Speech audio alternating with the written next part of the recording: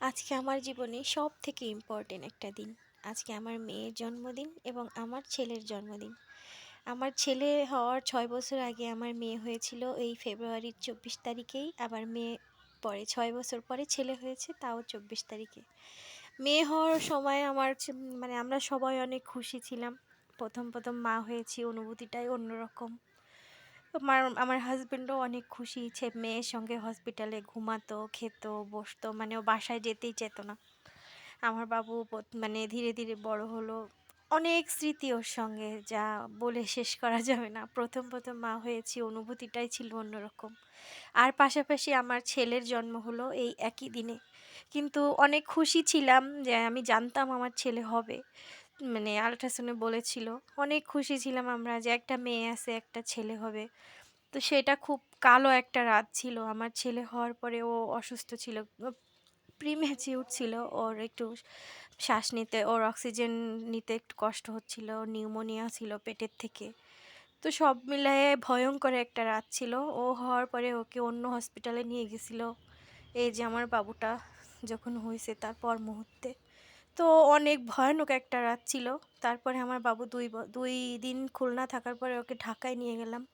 নিয়ে যাওয়ার পরে ওইখানে ৭ দিন রাখার পরে প্রতিটা দিন, আমার তখন সিজার ২ দিন। তো আমি ৬ তলার উপরে থাকতাম আর বাবু ২ তলায় ছিল। লিফট যদি রাতে বন্ধ হয়ে যেত, আমি ওই সেলাই সহ সিজারওয়ালা মানুষ, আমি নেমে নেমে নিচে চলে আসতাম, কারণ আমার বাচ্চাকে দেখতে হবে। আবার এই নিচে থাকার কোনো সিস্টেম ছিল না। তো এইভাবে আমার ৫টা ৬টা দিন চলে গেছে। আমি নিজেই কখন যে আমার সেলাই টেনে খুলে ফেলছি, মানে সেলাইয়ের উপর কসটেপ ছিল, খুলে আমি নিজেই ক্লিন করছি। আমার কোনো ব্যথা অনুভব হতো না, কারণ আমার বুকের ভিতরে যে ঝড় চলতেছিল, এটা কাউকে আমি বুঝাতে পারতাম না। তো অনেক কষ্ট পেয়েছি। আমার বাচ্চাটার অক্সিজেন দেওয়া, নাকে নেওয়া, মানে হাত পায়ে অবস্থা খারাপ করে এটা ওটা লাগায় রাখছিল, এগুলো মানে এনআইসিইউতে ছিল। তো ওই যে ভয়াবহ দিনগুলো আজ যখন মনে পড়ে, আমি সারা রাত ঘুমাতে পারি না। আপনাদের সাথে শেয়ার করতেছি এই জন্য, এই যে দেখেন আমার বাবা এখন অনেক বড় হয়ে গেছে। ও যখন ছোট, ওকে যখন ৭ দিন পরে বাসায় নিয়ে গেলাম, আমি ৪০ দিন রাতে ঘুমাইনি। এরকম আমি চেয়ে বসে আছি যে ও কি অক্সিজেন নিতে পারছে না, ও কি কোনো সমস্যা হচ্ছে। সবাই আমাকে নিয়ে পাগলামি করতেছি বলছে, কিন্তু আমার চিন্তা ছিল অন্যরকম, যে ও প্রিমেচ ছিল, ওর কি কোনো সমস্যা হচ্ছে। আমি তাকায় বসে থাকতাম, আমি যে কত রাত ঘুমাইনি। আর আমার আজও যদি মনে পড়ে আমার বুকে ব্যথা করে।